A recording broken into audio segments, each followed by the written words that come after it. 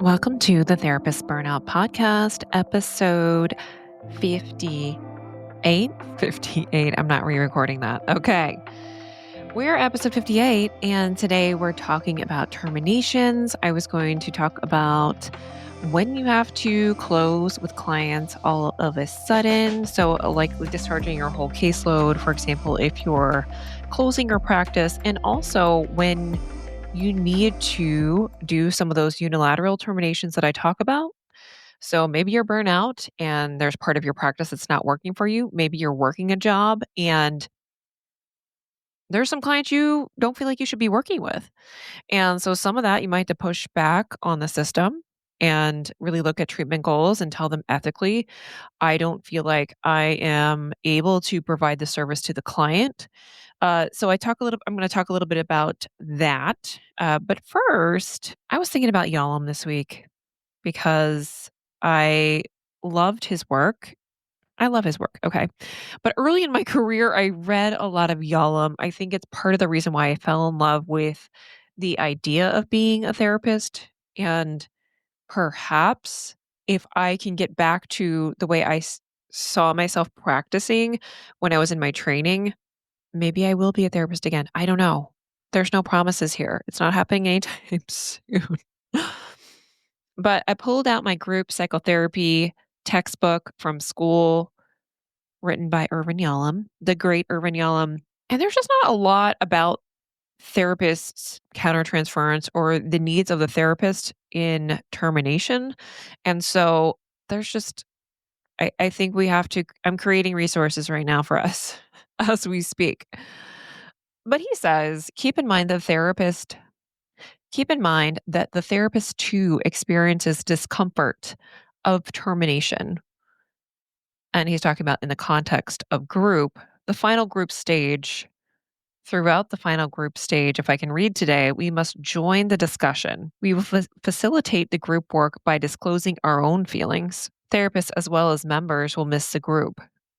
We are not impervious to the feelings of loss and bereavement. We have grown close to the group members, and we will miss them as they will miss us. To us, as well as to the client, termination is a jolting reminder of the built in cruelty of the psychotherapeutic process. Such openness on the part of the therapist invariably makes it easier for the group members to make their goodbye more complete. For us, too, the group has been a place of anguish, conflict, fear, and also great beauty. Some of life's truest and most poignant moments occur in the small and yet limitless microcosm of the therapy group. And I think we can extrapolate some of that to individual sessions. So if you're not in group work, you're doing individual therapy. I love that quote, and I'm going to extrapolate to therapy. Therapy has been a place of anguish, conflict, fear, and also great beauty. And I think that's what keeps us in the work, the beauty. Like, we cannot deny the beauty of therapy and the work that we see our clients do. Think often about the beautiful relationships that I had in therapy. And it was really hard for me to leave that part, to know that in this work was all of those emotions that are difficult, that are depleting, that are hard. And also in the hard is this beautiful, intangible thing that's beautiful. And so, of course, we're going to miss that. Of course, we're going to grieve that. Even if we're talking about leaving therapy, like we're leaving therapy, we're leaving the work with a specific client. Or, yeah, so if we're leaving the field completely, right? We're leaving that beautiful part of therapy behind, or we're doing this with one client. Maybe we've said, hey, I can't hold you through this part of this work, or I can no longer do this because it's bumping up against something in me that isn't working for me as your therapist. Those conversations are hard. And honestly, I don't think we get enough training on when we feel like we can't provide that service to the client anymore. So, I wanted to talk with you a little bit about if you, number one, you decided to close your practice, you need to do multiple terminations. And I've had people write to me, how do I even, how do I tell people? What do I tell people? Do I tell people I'm burnt out and I can't do this shit anymore? The short answer is you could say that, maybe not in that way, but perhaps for some clients, you might provide a window. Maybe there is enough of a relationship where they're going to want to know from you why you're leaving and what's going on with you. And so we have to think of that relationship and that client. Can I reveal more of myself with this particular client and why am I doing that? So anytime we are doing any self-disclosure, we need to think through therapeutically, is that going to be beneficial for them? And so for some of my clients, when I was closing, it was beneficial to them for me to tell them, yes, I am taking another job and I'm finding that my work as a therapist doesn't always work for me, that running a practice doesn't always work for me. And mostly my clients handled that well. They were supportive of me, they were supportive of the work that we did together, and they were happy for me. Even though I was like, I don't know what's happening. I don't know why I'm doing this sometimes, but I just felt like I couldn't do it anymore the way I was doing it. So, if you needed some ideas for things to say, I think there's multiple things that you can do, right?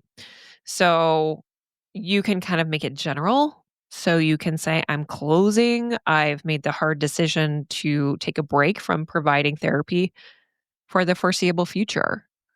This wasn't an easy decision, and I know it might feel really hard to hear.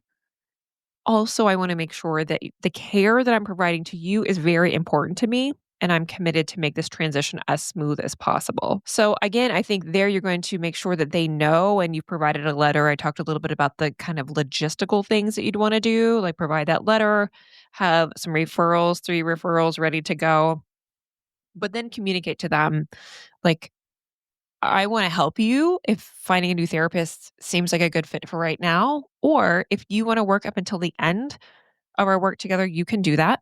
And then we can talk about maybe what you want to accomplish in this time. And I think also communicating like it's okay if you're feeling a lot of things right now. Oftentimes when we end therapy, it's going to bring up for a lot of clients a feeling of uncertainty, other goodbyes they've had in their life, feelings of frustration, and like, I have to start with somebody all over again. So I think allowing there to be room in the relationship for you to talk about that is important for your client. So for therapists that are retiring, they've decided, I'm like retiring from the work. I think it's easier. It's kind of an easier statement, not really for the client because you're still not their therapist, but can communicate like, hey, I am going to retire my work as a therapist. It's a difficult decision. I know you're gonna have some reactions to that, and I wanna figure out ways to support you moving forward. So I think it's important just to think about the client, right? Do you have to reveal everything of why you're closing, of what's going on in your life? No, you don't have to do that. You can come up with some things to say. You might need to, with some of my consulting clients, I've actually had them write this out and think about those difficult situations and clinically who they might need to tailor responses to because it might be more difficult due to the clinical needs of that client, how they can communicate that to them. So I would just have you think through like, you can do a little self disclosure if that feels okay to you, or you don't have to. You can just be more general. Again, I think clients are generally inquisitive. So being prepared for them to say, like, well, what's going on? Are you okay? So they will ask those questions. And so to think through those answers, you have to answer that question to say, when, yeah, it's not going to feel authentic to say, I am okay if you're not okay. I think saying something like, it has been really hard for me actually in this role and I've thought a lot about it. And so you're giving them some kind of process statement so that when you get in session and they ask you questions like that are normal, very normal response to kind of wonder and be inquisitive about you, that you have a processed response to kind of come back and say, yes, actually it has been a little difficult and this is what I've done. I've worked, to make a plan to close my practice and I'm taking a job, I'm taking a break, I'm retiring so that you have something in place that you're telling clients and then you're holding space for them. It is a Herculean effort to do a lot of terminations at one time. So I'd have you really think through what my clients in particular they will need as they go through this process. I think more challenging that we don't talk about enough is terminating unilaterally with a client. So let's say you're going to stay in practice, but your therapy practice isn't working like at all. But you want to be a therapist. You know, there's some clients that are really, really difficult in your week. And you know that maybe potentially discharging some of those clients and for good clinical reasons. So you've looked at the caseload, you looked at their treatment, you have come to the conclusion and you've consulted that you can no longer meet the needs of that client. Either they are no longer benefiting from the service, like you provided, let's say you provided, 12 weeks of EMDR therapy, 12 weeks of CBT, whatever your orientation is, you provided that length of service, and then the client seems to be no longer benefiting. That is a reason for termination. That is a reason why we don't have to provide services if we don't think that that client will benefit. Also, potentially the client might be being harmed by continuing to stay in service if they could be discharged to community supports or there's another service. Maybe they need another modality of care, trauma work, EMDR, or whatever it is that they may need, DBT groups, something like that, to recommend that service so that client can get to where they need to go. So we're thinking through that ethically, through that ethical code of, those I think just asking yourself this question, is the client benefiting from the therapy? It is the question I ask all the time for difficult cases, and that is directly from ethical code. So I want you to really think through that question and look at your caseload, because that will illuminate your next decisions in needing to terminate with that particular client. So I would have you do that. I think what we don't talk enough about is what care we may need as we're saying goodbye to the client. When I came to the end of my practice, it really felt like, I probably said this on the podcast a number of times, I'll say it again. It felt like loss. It felt like someone was dying and it was my practice. It was losing all these clients. And I think going back to Yalom's words, it's losing that beauty that we enjoyed in therapy that sometimes we don't see very often, but we do see it. And maybe I was naive in my 20s and my training and thinking a lot of therapy, yes, it would be hard, but it would also be really beautiful. And it is those things, but it's also a lot of hard.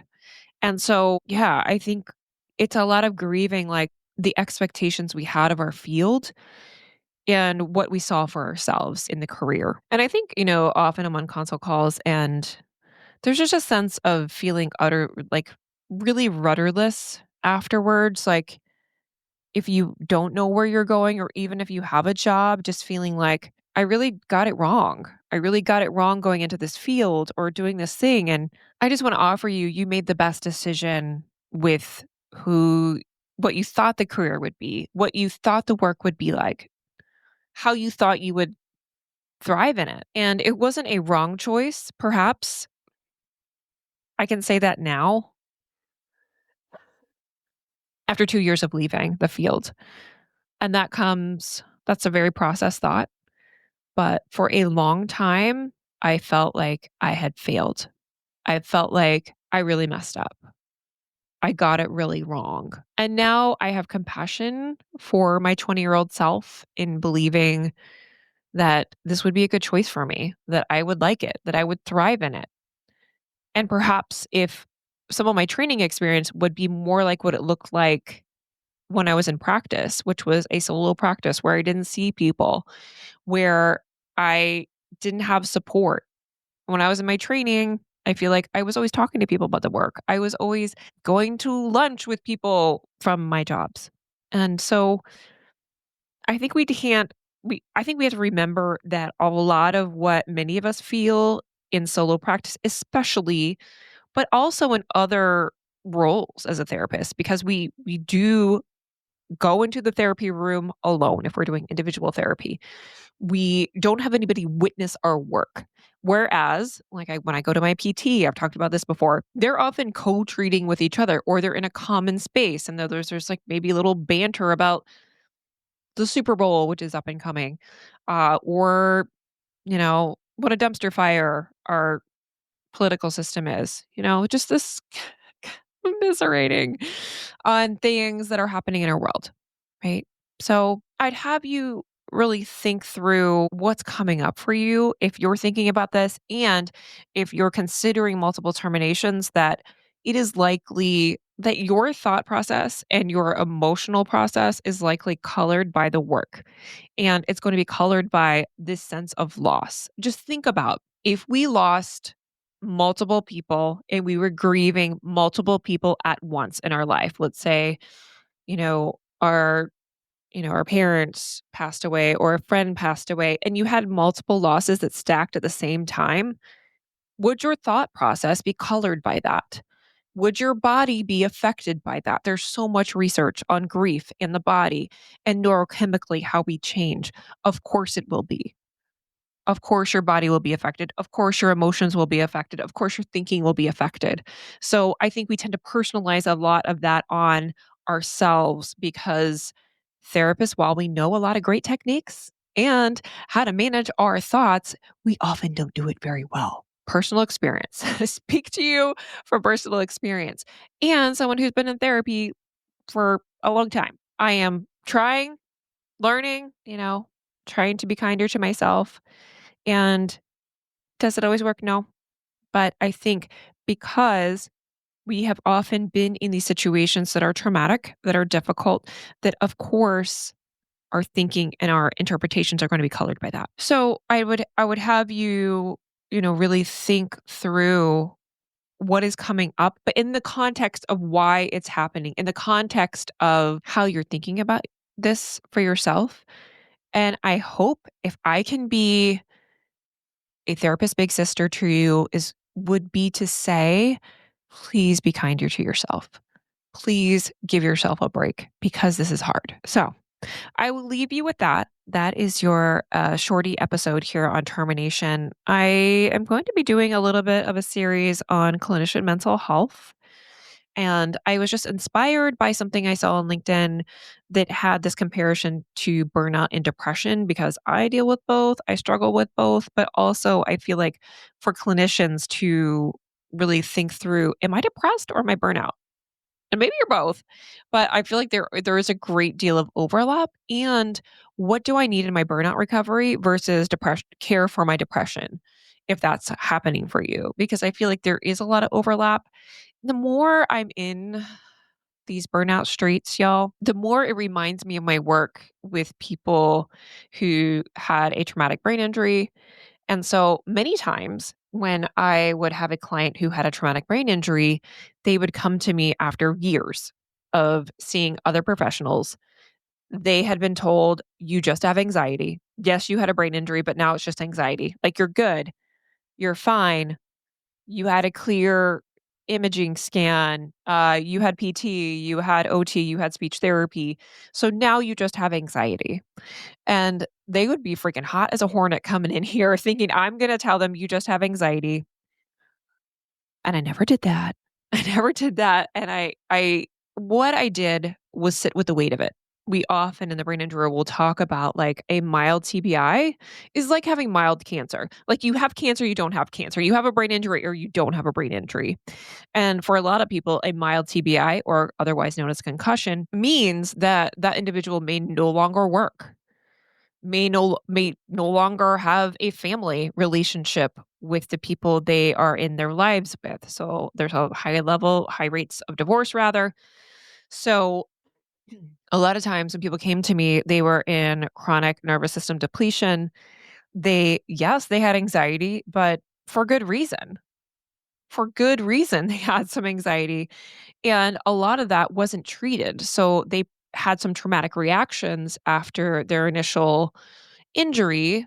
Perhaps they went to a grocery store and then had a panic attack because their brain injury symptoms made them have a panic attack essentially. They were overstimulated and they had a dorsal vagal shutdown.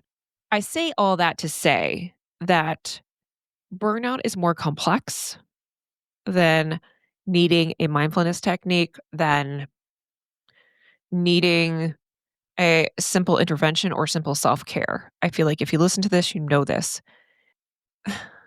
What you need as a therapist, if you're in burnout, is going to be beyond a simple solution. It's going to be beyond finding a new job, finding a different career, um, figuring out how to work differently. I am still now, to this day, 2 years after closing my practice, still figuring out how can I work without burning myself out. Still my job. That is still my job, not to burn out of my burnout podcast. It is my mantra. So I will leave with you with that, friends. If I could say anything, be kind to yourself. The world is crazy. If you want to hear more from me, join my pen pal list. So I have a therapist pen pal list. I have to say it like that because I don't know. That's just me. And I write back. So if you write me an email, it's me. I don't have staff. I don't have a million people. Maybe that will change because thank you to all your listeners. I have like over 1,000 therapists that listen to this every month. And so right now I can still write you back. So if you listen to this like 5 years from now and I'm some big stuff and I'm I'm just kidding. Uh, but if you're listening to this like way later, maybe the podcast grew. Maybe I blew up. I don't know, but right now I haven't. I'm doing great work. I have therapist clients and things are going well and I'm very, very happy with where things are. I don't need it to blow up because I still want to be here for you and I will continue to do that. That is all I have. Bye-bye. Did I tell you to join that? Wait, did I tell you to join the pen pal list? Click the link in the show notes because you hear from me. You get all the updates. And I want to launch a group. I'm putting it out there. The burnout groups are happening. I don't know when, I don't know where, and I want you guys to come to Maine. I want to have a retreat. I want to pack one of these sailboats that I have been on in Casco Bay where we're sailing past lighthouses with our glass of wine and our charcuterie, living our best lives with the wind in our hair. You guys are coming to Maine. I don't know when it's happening. That's all. This may not be included on the final cut.